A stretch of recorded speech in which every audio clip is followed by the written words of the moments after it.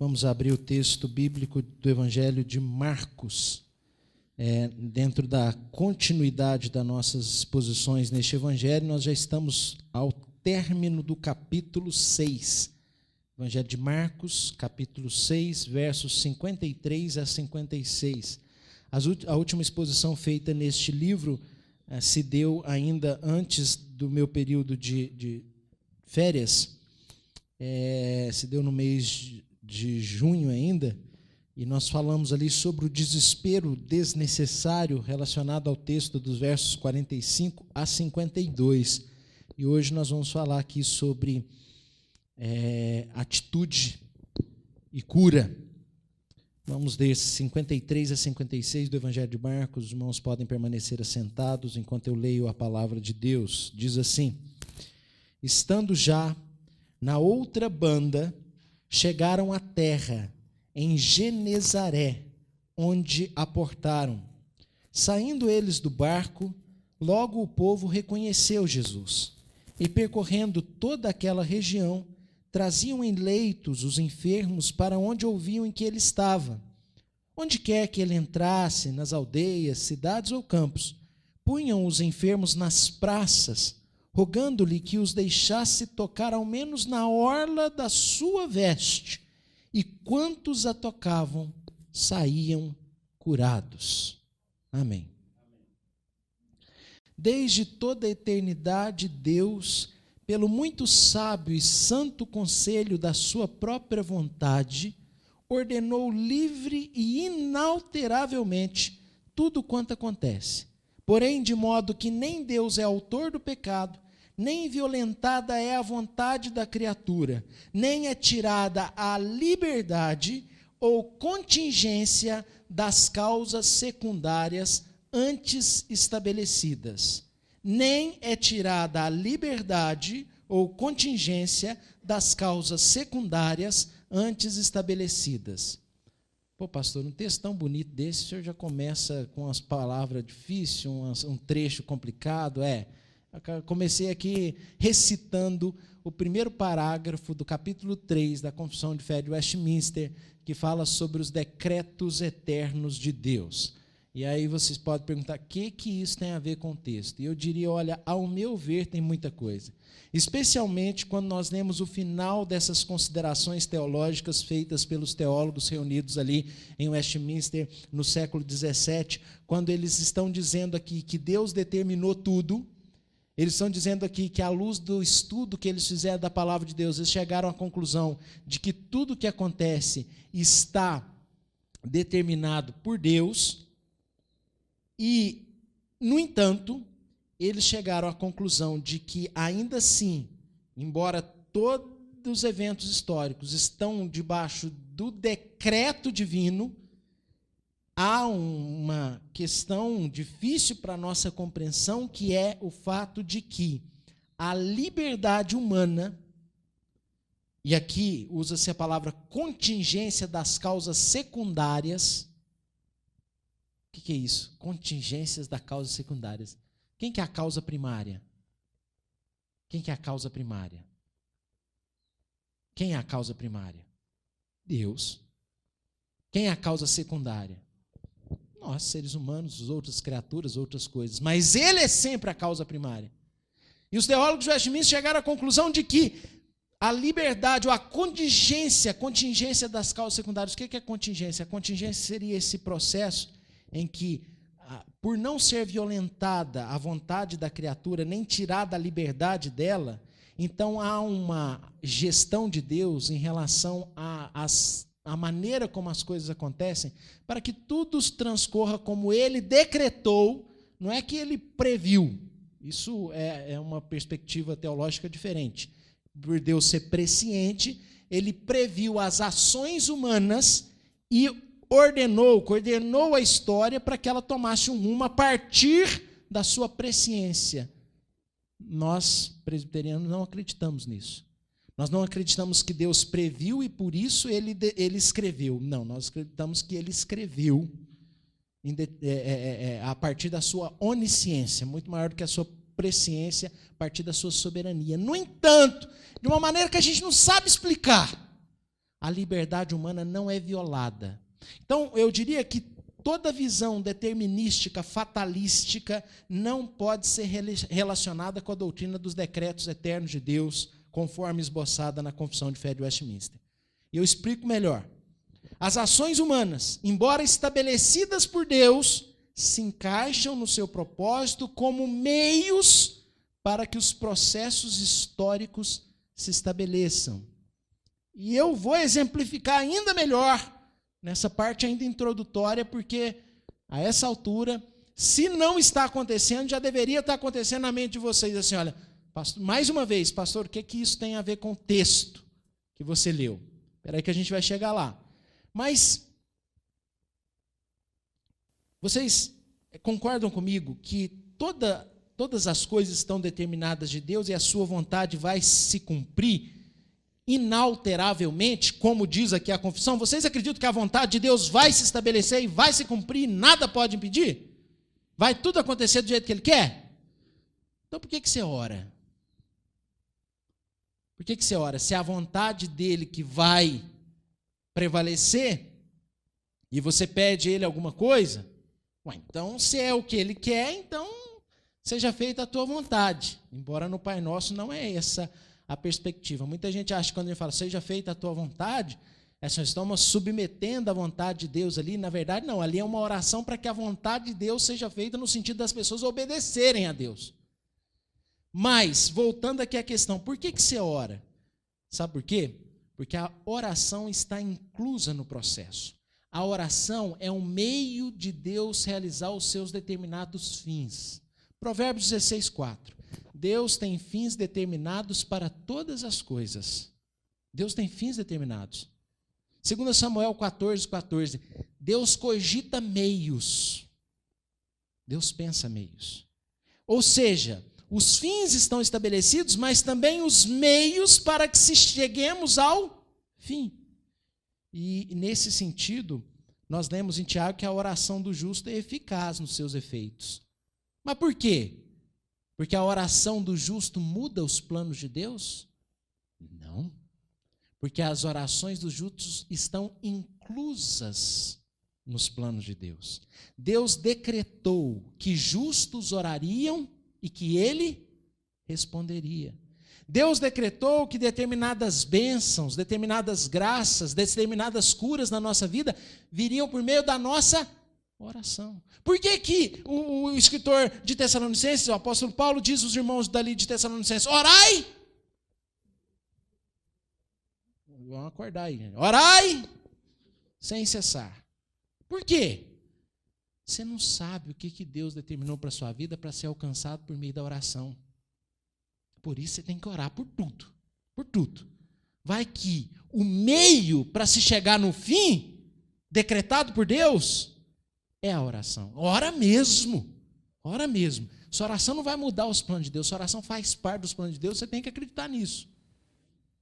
Agora, quem ora, quem toma essa atitude, entendeu o que diz a confissão.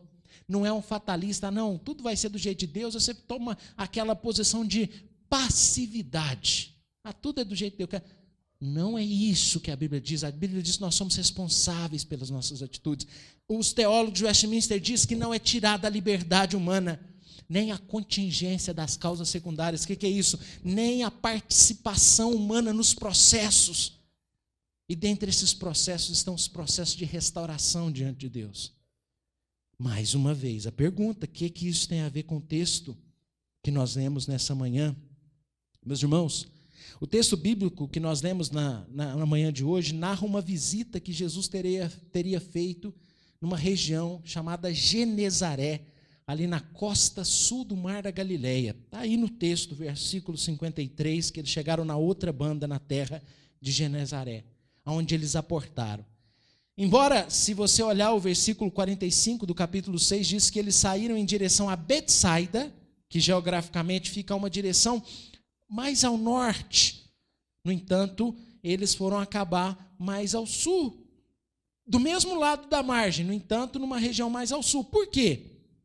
Aí você pode se lembrar do episódio que foi exposto há domingos atrás, que os discípulos foram surpreendidos por um vento forte ali no Mar da Galileia, e inclusive Jesus estava orando num lugar deserto e foi encontrar com eles no jet ski, para auxiliá-los no meio da tempestade. Não, Jesus foi andando, desafiando todas as leis da natureza, encontrou com eles e acalmou o coração deles e acalmou a tempestade, mas eles estavam num desespero desnecessário. Por quê? Porque diz o verso 52 aí, que antecede o verso 53, que eles não haviam o quê? Compreendido o milagre dos pães, coração endurecido. Então eles ficaram desesperados naquela ventania ali, eles ficaram atônitos diante do que Jesus fazia. Por quê? Porque eles não reconheceram o seu Senhor. Porque aquele Senhor que multiplicou os pães e peixes é o Senhor de tudo, das leis naturais, da natureza, de tudo mais, porque não há limites na provisão do pastor, mas eles não reconheceram. E o texto diz no verso 48, que quando eles estavam em dificuldade ao remar, e Jesus veio e tomou-lhes a dianteira, o verso 49 diz que eles, vendo andar sobre o mar, pensaram se tratar de um fantasma. Eles não reconheceram que eram Jesus. E por não reconhecerem que era Jesus, eles se desesperaram, ficaram atônitos, perplexos. Mas voltando aqui à nossa questão, parece que esse vento que se abateu ali na embarcação deles, que estava rumo a Betsaida, julgou um pouquinho mais para baixo. E eles chegaram, ao invés de Betsaida, foram parar em Genezaré. Acabou indo em outra direção. Não, a direção é a mesma margem, um pouco mais ao sul.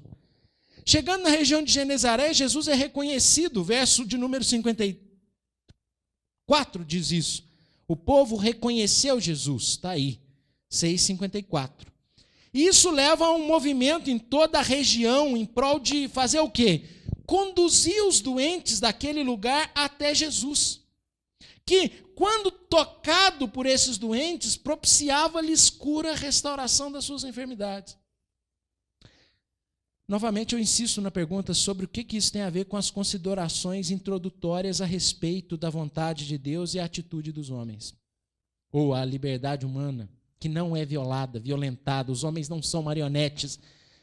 As causas secundárias não são desprezadas dentro da soberania de Deus.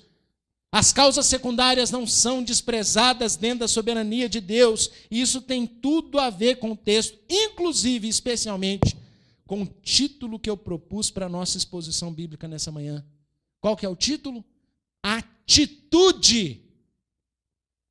Atitude e cura. Obedecendo a nossa homilética de Marcos, sempre duas palavras, né, para tratar dos sermões de Marcos. Atitude e cura. Irmãos, uma leitura da narrativa paralela que está presente no Evangelho de Mateus nos faz perceber de maneira ainda mais clara como é que o foco da narrativa aqui, nesse trecho que nos foi dado tanto pelo Espírito Santo através de Marcos, como também por Levi, por Mateus, que a narrativa traz como foco ações ou atitudes que aquele povo teve diante da pessoa de Cristo. O texto não fala de nenhuma participação ativa de Jesus ali. Não. A única coisa que o texto fala sobre Jesus é Jesus se deslocando. Mas não fala nem que ele ensinava, conforme era seu costume. Outros textos do Evangelho, inclusive Marcos, diz que ele ensinava conforme o seu costume. O centro do ministério de Jesus é o ensino. Mas aqui não fala nada de Jesus. Apenas que ele ia de um lugar para o outro. Então o foco não está nas ações de Jesus. Jesus apenas chegou e andou pela região. E como eu disse, se você lê o texto paralelo de Mateus, capítulo 14, 34 a 36, ainda é mais objetivo do que o texto de Marcos. Veja aqui em Mateus, capítulo 14, a partir do verso 34, que diz, veja só. Então, estando já na outra banda, chegaram à terra em Genezaré, reconhecendo os homens daquela terra, mandaram avisar a toda a circunvizinhança e trouxeram-lhe todos os enfermos. E lhe rogavam que ao menos pudessem tocar na orla de suas vestes. E todos os que tocaram ficaram sãos. O que Jesus fez aqui? Qual que é a ação de Jesus que é narrada por Mateus?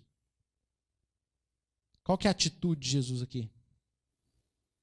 Nenhuma. Nenhuma. Mateus só fala da atitude do povo daquela região. Marcos só fala da atitude do povo daquela região.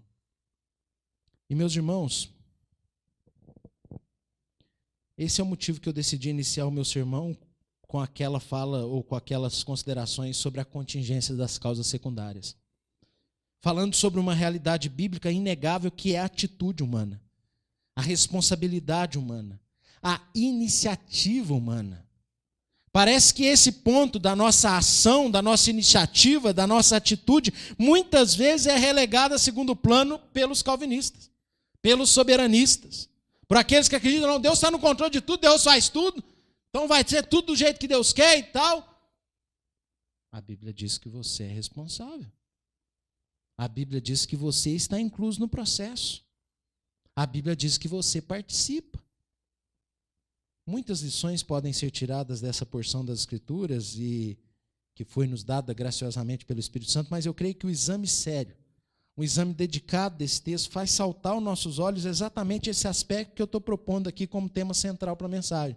Que é o quê? Que é essa atitude daquele povo ali de Genezaré.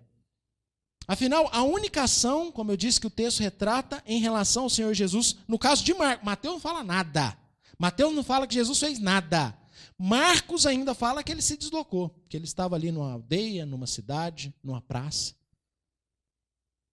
Mas Mateus não fala nada, Mateus só fala sobre o que o povo fez. Mas vamos ao texto, verso 53, estando já na outra banda, chegaram à terra de Genezaré, onde aportaram.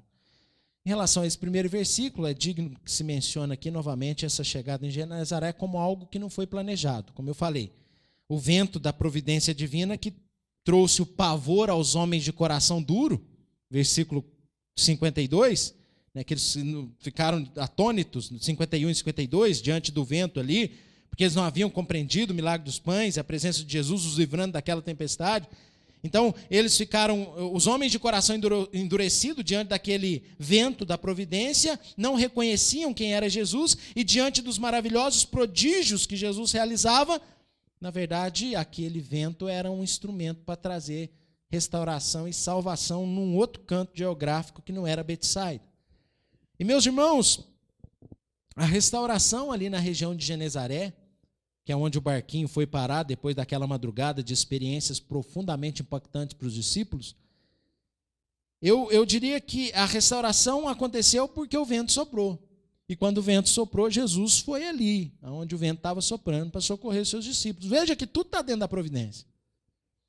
A essa altura, eu recomendo os irmãos que, em tempo oportuno, visitem o canal da IPAU no YouTube e assistam a exposição que eu faço sobre o texto anterior, aproveitando o ensejo para pedir também que os irmãos, você que talvez esteja assistindo essa pregação, contribua com o canal de comunicação da igreja, sempre deixando aí a sua aprovação, a sua curtida, para que o evangelho, o ensino, chegue a mais pessoas. Esse é o desejo nosso. E eu cito isso, eu falo isso no meio do sermão, por quê? Porque veja que está tudo entrelaçado. Eu estou abordando o texto de 53 e 56 a partir das verdades que nós vimos no texto anterior. Perceba que o mesmo vento da providência que deixa homens de coração endurecidos apavorados, atônitos, versos 45 a 52, é motivo de esperança em ambiente cujos corações estão quebrantados e ávidos por milagres. Mas por que você fala que ali os corações não estão endurecidos? Eu falo isso porque a maneira como a narrativa nos é dada, logo que Jesus saiu, o povo reconheceu e reconhecendo esse logo, a rapidez, corre para buscar os doentes. Nessa altura eu preciso perguntar como é que você está interpretando os últimos ventos que têm se abatido nas madrugadas da sua vida. Porque esses ventos que se abateram na madrugada ali dos discípulos, cada estava com o coração duro, ficaram atônitos, perplexos, sem saber o que fazer, não reconheceram Jesus. Esses ventos que levaram o barquinho para Genezaré, numa região ali tradicionalmente reconhecida como produtiva, próspera, uma prática agrícola robusta, especialmente devido ao excelente solo que havia ali. O historiador Flávio Josefo, que viveu nos tempos de Jesus lá, diz que aquele solo de Genezaré não rejeitava uma única planta que fosse nele semeada. Essa era a tradição em relação à região de Genezaré. Talvez mais uma pergunta, pastor, o que isso tem a ver no meio da narrativa? Eu diria para vocês que a gente pode fazer até uma analogia a essa informação. Sabe por quê? Porque a gente vê nesse texto que aqui em Genezaré era produtiva também no que se refere a uma recepção do Senhor Jesus. Era produtiva no que se refere à semente do reino de Deus, sobre o qual Jesus falou muito nesse evangelho. No capítulo 4 ele fala sobre o semeador que saiu a semear e a semente que caiu em boa terra, que produziu a 30, 60 e a 100. Ele fala sobre o reino de Deus é como uma semente lançada que cresce automaticamente. E é como uma semente de mostarda que cresce e se torna uma árvore grande. E a gente vê que naquele solo fértil de Genezaré havia também um reconhecimento e uma fé, ou vamos dizer que esperança também brotava por lá. E eu vou mostrar isso no texto. Se por um lado o capítulo 6 desse evangelho aqui se inicia com Jesus em Nazaré, onde ele se espanta da incredulidade dos seus conterrâneos, Marcos 6,6, o capítulo termina falando de muitos milagres. Lá em Nazaré não aconteceram muitos milagres porque o povo não cria. Em Genezaré, o povo, verso 54, logo o povo reconheceu Jesus.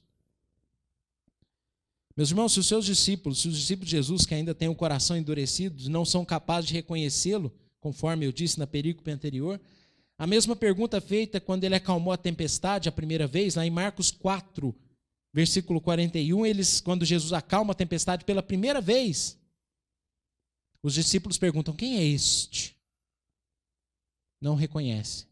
Quando Jesus vai acalmar pela segunda vez, está andando sobre as águas, não reconhece. Parece um fantasma. Mas quando Jesus desce do barco, Marcos, esse logo aqui é um advérbio grego que indica, e ele é usado para dar fluxo, rapidez à narrativa. E ele denota uma agilidade. Parece que Jesus desceu do barco ali e não demoraram a perceber quem que estava no meio deles. Reconheceram prontamente.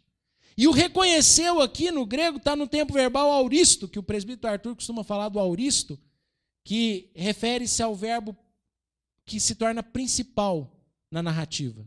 É um tempo que denota assim, opa, esse verbo é importante, reconheceu.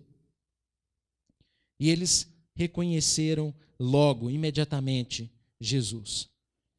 Informação que faz trazer importante implicação na narrativa, porque a partir desse reconhecimento que eles têm que se processam todos os eventos ali em Genezaré. É a partir desse reconhecimento que do povo acerca da presença de Jesus entre eles, que eles buscam maneiras de trazer pessoas a Jesus que precisavam de cura.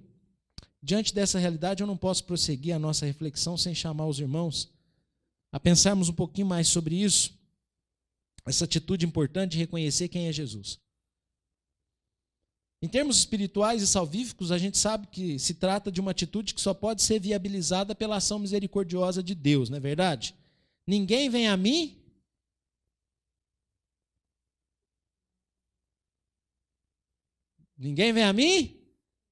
se o Pai que está no céu não o trouxer. Então, a gente vê a participação de Deus nesse processo. Só que existe a atitude de ir. É o Pai que traz, mas é eu que vou. Na verdade, Jesus se apresenta como pastor e diz que somente suas ovelhas são capazes de reconhecê-lo, de conhecer a sua voz, e isso as distingue das outras ovelhas. O primeiro texto que eu citei, ninguém vem a mim se o Pai que está no céu não trouxer, João 6,44. Agora, em João 10, 26 a 27, Jesus diz assim, olha, vós não credes porque não sois das minhas ovelhas. As minhas ovelhas ouvem a minha voz, eu as conheço e elas me seguem. Então, aqueles que são ovelhas de Jesus o reconhecem.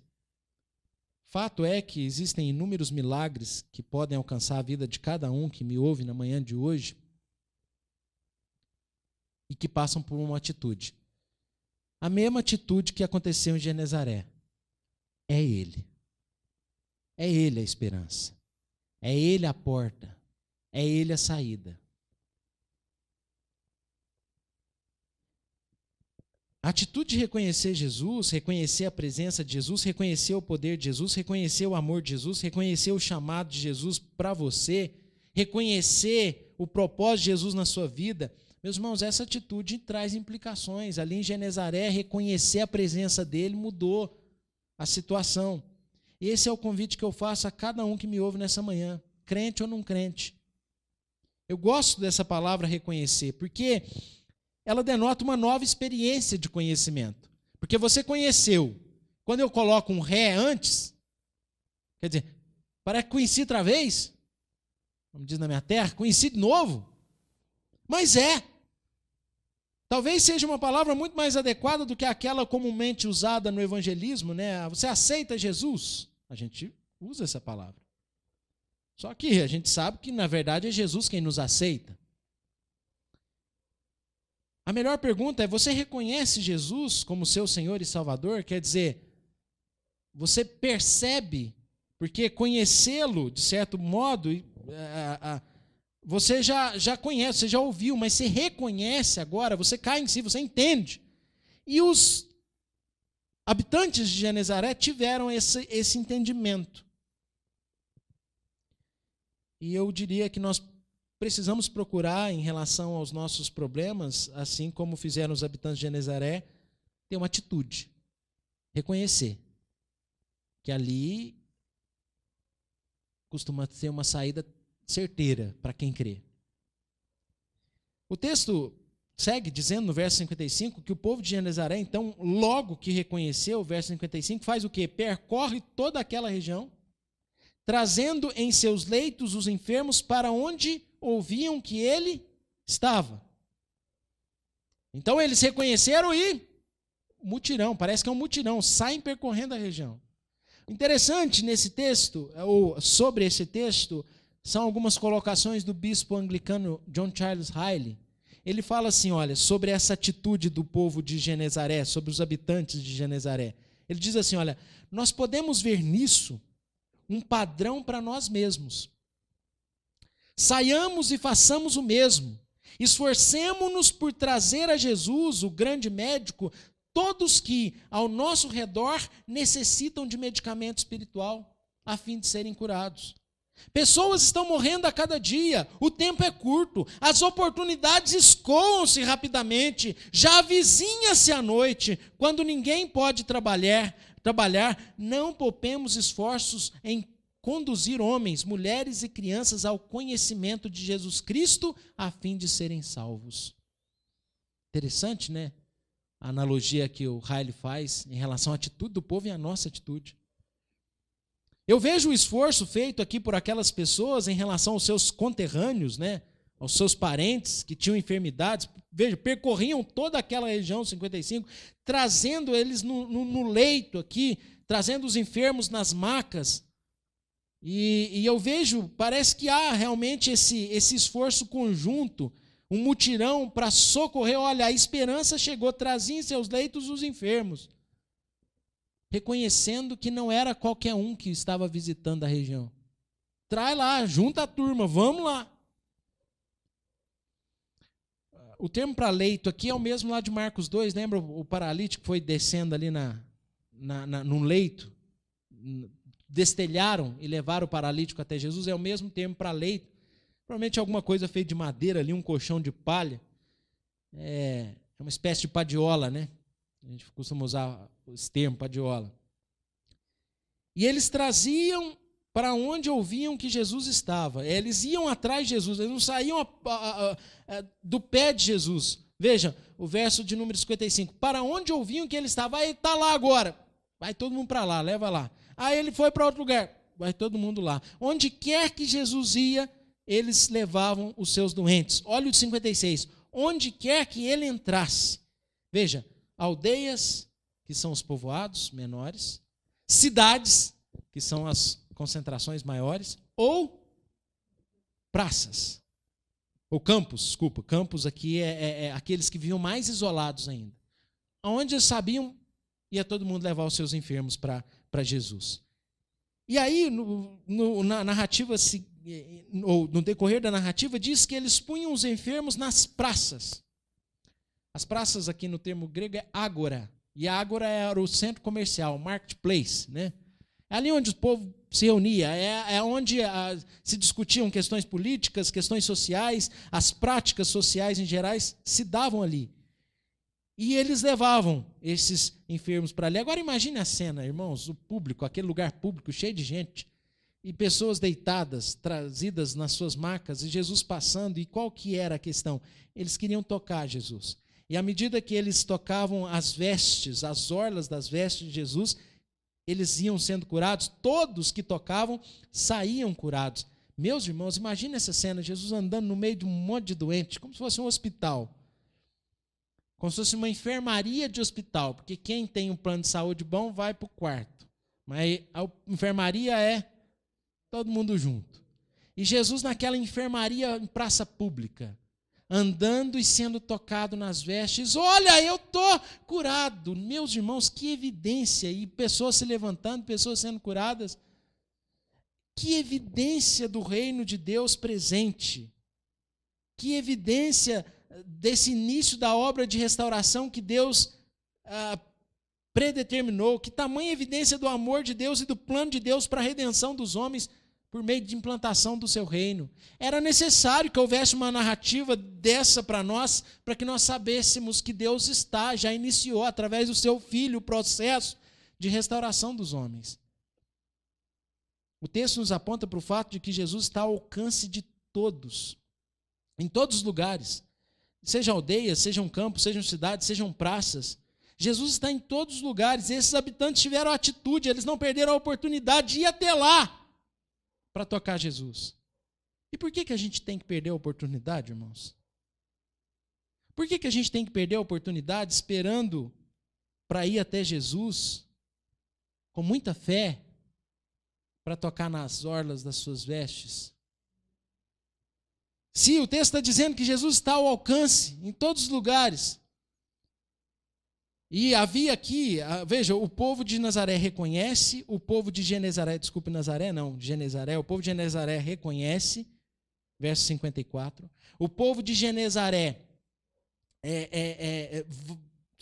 tem a atitude de se deslocar, de ir até Jesus, de buscar essa cura em Jesus, de percorrer, de levar, na verdade, os seus enfermos até Jesus, verso 55, traziam em leitos os seus enfermos.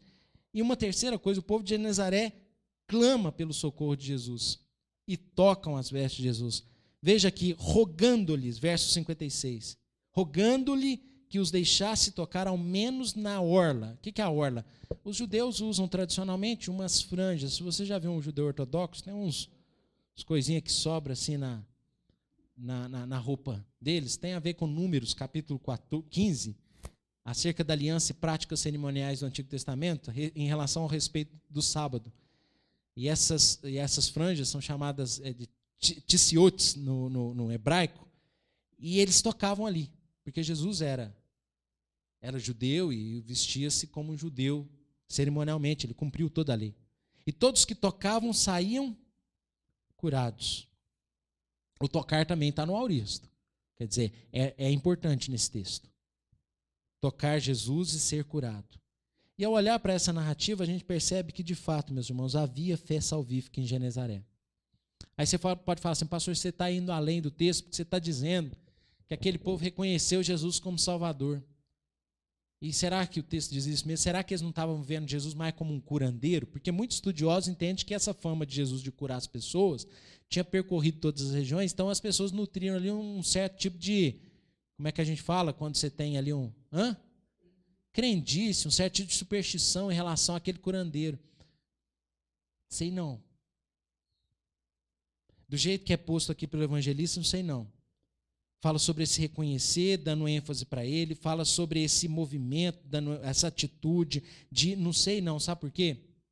Porque não é só aqui que pessoas vão tocar Jesus achando que vão ser curadas, não.